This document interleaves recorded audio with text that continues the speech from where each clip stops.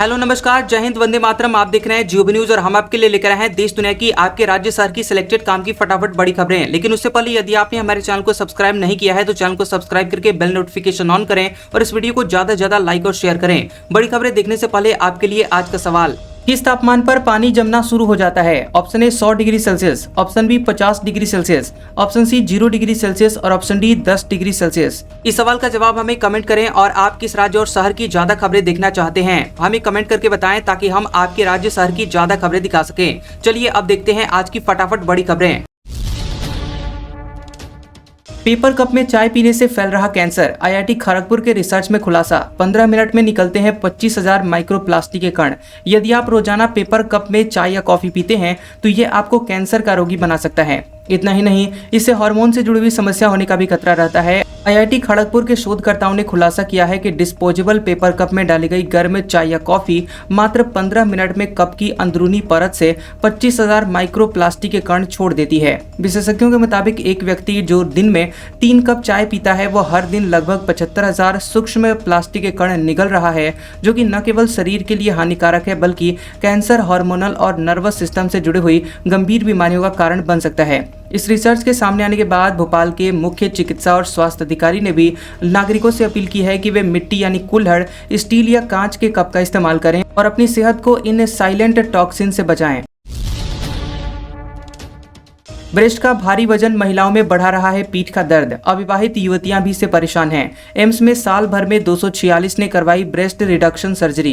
पीठ और गर्दन का दर्द, बार बार थकान और भारीपन के एहसास को कई महिलाएं सामान्य समझकर सालों तक नजरअंदाज करती हैं, लेकिन अब डॉक्टर बता रहे हैं कि इसके पीछे की वजह ब्रेस्ट हाइपरट्रॉफी यानी ब्रेस्ट का असामान्य रूप से बड़ा हो जाना भी है। एम्स भोपाल के बर्न एंड प्लास्टिक सर्जरी विभाग में पिछले 1 साल में 246 महिलाओं ने ब्रेस्ट से जुड़ी हुई सर्जरी करवाई है, जिसमें से 23.5% यानी कि 57 महिलाओं ने ब्रेस्ट रिडक्शन सर्जरी करवाई है, जिसमें सबसे ज्यादा मरीज 20 से 30 साल की युवतियां हैं। विशेषज्ञों के मुताबिक लगातार बढ़ता हुआ हार्मोनल इम्बैलेंस, बदलती हुई जीवन शैली और तनाव इस समस्या की बड़ी वजह हैं और यही कारण है कि ब्रेस्ट सर्जरी अब सिर्फ कॉस्मेटिक नहीं बल्कि मेडिकल जरूरत बन गई है। वहीं एम्स भोपाल की रिपोर्ट बताती है कि बीते 4 से 5 सालों में भोपाल समेत मध्य प्रदेश में महिलाएं अपने शरीर को लेकर अधिक जागरूक हुई हैं। दर्द झेलने या पेन किलर लेने की बजाय अब वे स्थायी समाधान चुन रही हैं। साल 2019 में एम्स भोपाल में 100 के करीब ही ब्रेस्ट से जुड़ी हुई सर्जरी हुई थी,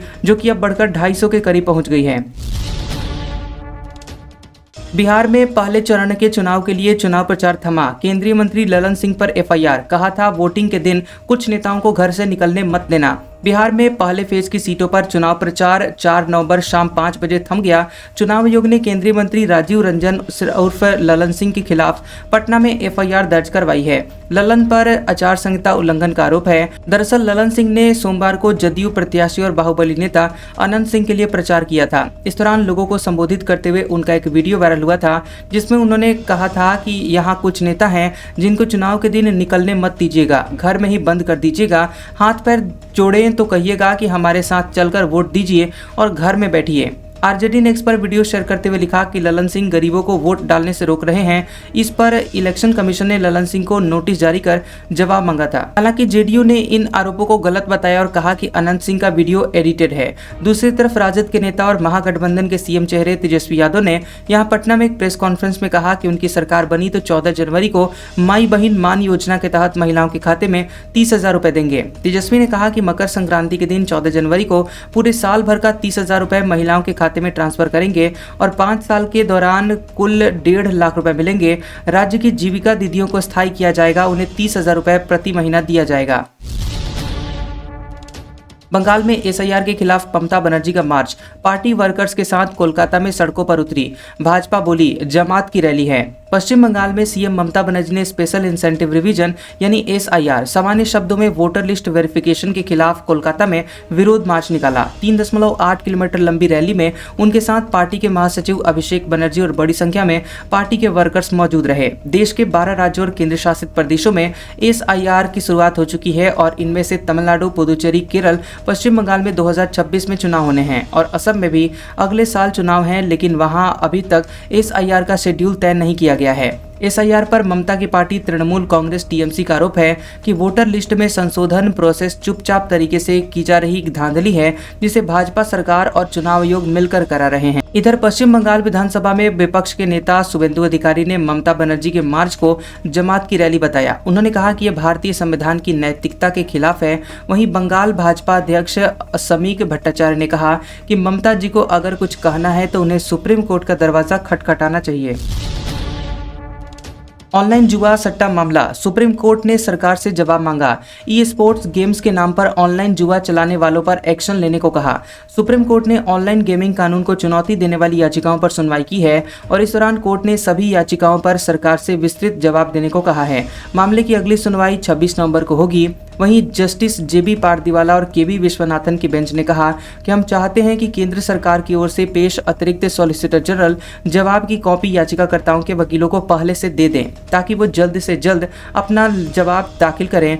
बेंच ने एक शतरंज खिलाड़ी की याचिका पर भी सुनवाई की। इस पर सरकार को निर्देश दिया गया कि ई स्पोर्ट्स गेम्स की आड़ में ऑनलाइन जुआ सट्टेबाजी चलाने वाले प्लेटफॉर्म्स पर कार्रवाई करें। मामले में सभी याचिकाकर्ताओं की मांग है कि ऑनलाइन सट्टेबाजी और जुआ प्लेटफॉर्म को बैन किया जाए। 8वें वेतन आयोग की शर्तों को औपचारिक मंजूरी, 1 जनवरी 2026 से लागू होगा। 50 लाख से ज्यादा कर्मचारियों को सैलरी बढ़ेगी। केंद्र सरकार ने 8वें वेतन आयोग की शर्तों को औपचारिक मंजूरी दे दी है। वित्त मंत्रालय ने 3 नवंबर को आयोग की टर्म्स ऑफ रेफरेंस और सदस्यों के नामों की गजट नोटिफिकेशन जारी की है। आयोग की अध्यक्ष न्यायमूर्ति रंजना प्रकाश देसाई होंगी। वहीं पंकज जैन सदस्य सचिव और प्रोफेसर पुलक घोष पार्ट टाइम सदस्य नियुक्त किए गए हैं। अब कमीशन अपनी सिफारिशें 18 महीने के अंदर देगा और इसके बाद 1 जनवरी 2026 से नया वेतनमान लागू हो सकता है। किसानों को ज्यादा बिजली दी तो सबकी सैलरी कटेगी। बेमौसम बारिश से बर्बादी झेल रहे किसानों पर नया संकट, सीएम की राहत क्या काम आएगी?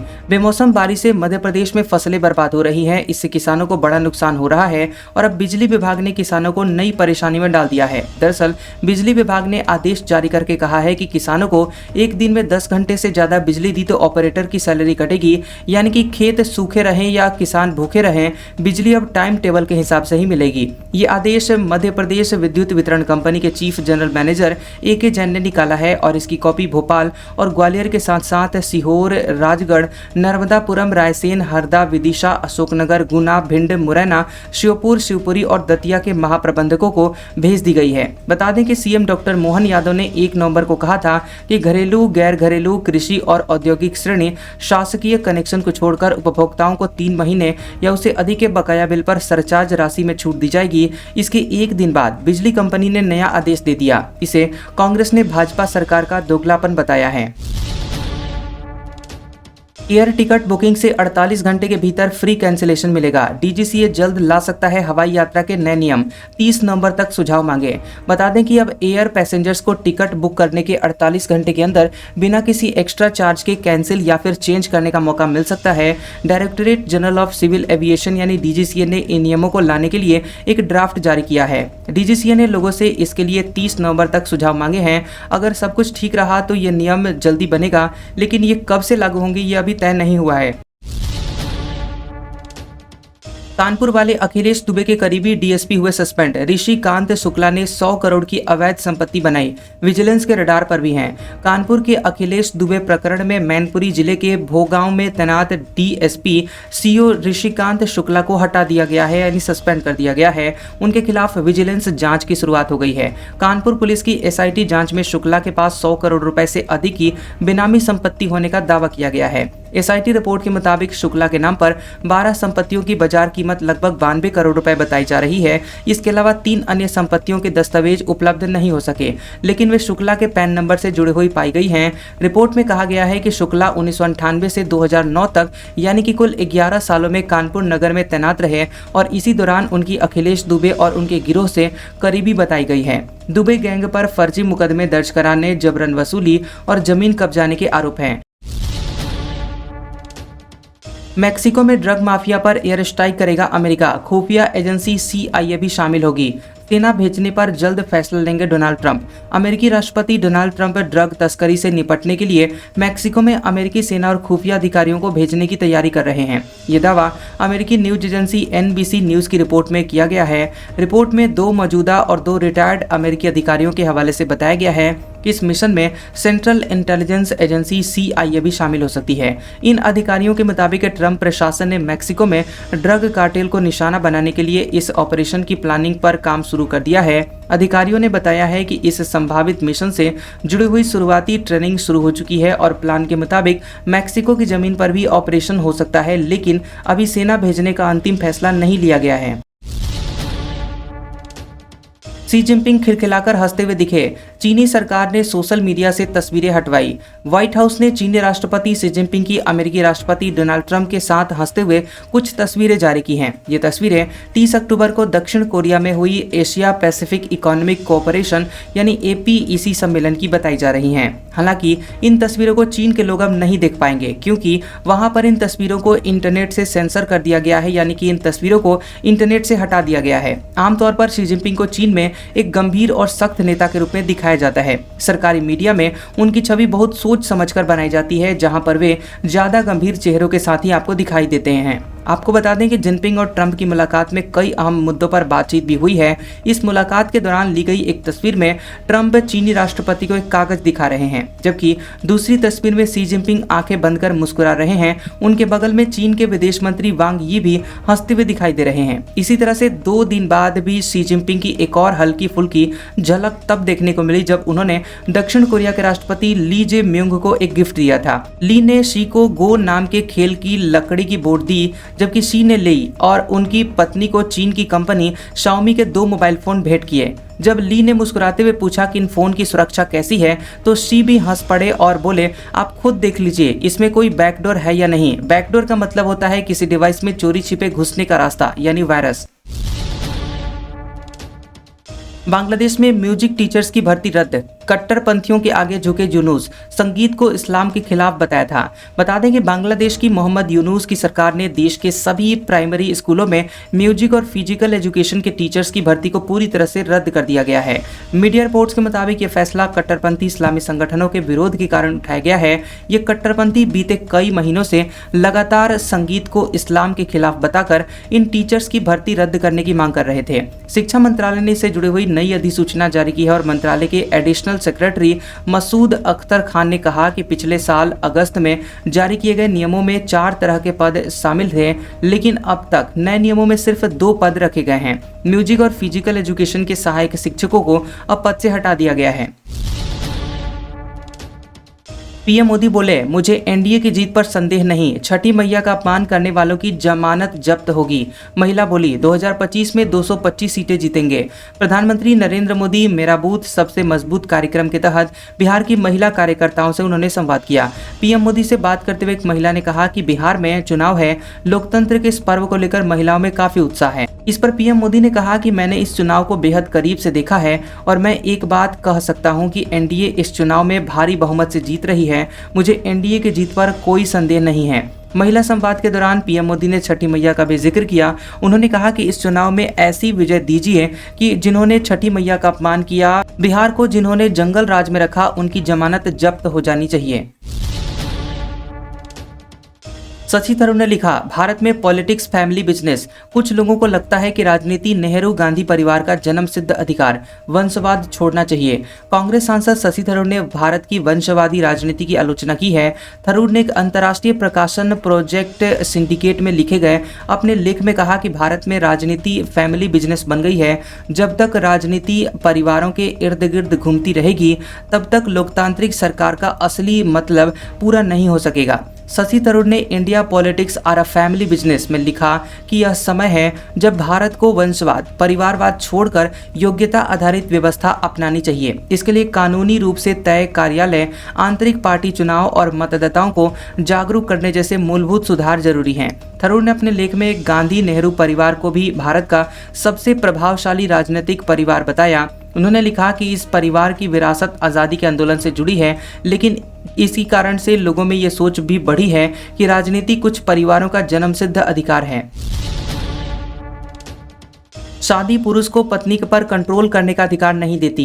80 साल का पति पत्नी से क्रूरता का दोषी पाया गया। मद्रास हाईकोर्ट ने सजा बरकरार रखी। मद्रास हाईकोर्ट ने कहा कि भारतीय विवाह प्रणाली को पुरुष वर्चस्ववाद की छाया से निकलकर समानता और आपसी सम्मान के साथ बढ़ना चाहिए, क्योंकि शादी पुरुषों को पत्नी पर निर्विवाद अधिकार नहीं देती। पतियों को महिला के धैर्य को सहमति नहीं समझना चाहिए। जस्टिस एल विक्टोरिया गौरी की बेंच 1965 में विवाहित एक बुजुर्ग दंपति के बीच वैवाहिक विवाद से जुड़े हुए मामले में सुनवाई कर रही थी। याचिका एक महिला ने लगाई थी जिसके पति को आईपीसी की धारा 498 के तहत पत्नी के प्रति क्रूरता का दोषी ठहराया गया था। कोर्ट ने 31 अक्टूबर को सुनवाई के बाद 80 साल के शख्स को बरी किए जाने का निचली अदालत का फैसला रद्द कर दिया। कोर्ट ने कहा कि खराब शादीशुदा जीवन में महिलाओं की बेमतलब की सहनशीलता ने पुरुषों की पीढ़ियों को उन पर कंट्रोल करने और उन्हें अपने अधीन रखने का साहस दिया है। मद्रास हाईकोर्ट के जज जस्टिस विक्टोरिया गौरी ने कहा कि 80 साल के पति को दोषी ठहराना बदला नहीं है, बल्कि ये सिद्धांत की पुष्टि है कि उम्र क्रूरता को पवित्र नहीं बना सकती। कोई भी वैवाहिक बंधन अपमान को सही नहीं ठहरा सकता।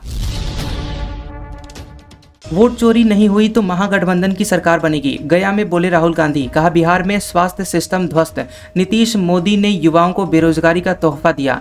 लोकसभा में नेता विपक्ष राहुल गांधी औरंगाबाद गया में जनसभा को संबोधित किए और गया में राहुल गांधी ने संविधान दिखाते हुए कहा कि इसमें लिखा है कि एक व्यक्ति को एक वोट मिलना चाहिए। मोदी और शाह इलेक्शन कमीशन के साथ मिलकर वोट चोरी कर रहे हैं। मोदी ने कहा था कि अब की बार 400 पार नहीं हुआ, अब वोट चोरी नहीं होता तो इंडिया गठबंधन की सरकार दिल्ली में होती और बिहार में ऐसा नहीं होगा। बिहार का युवा अब की बार इन्हें रोकेगा।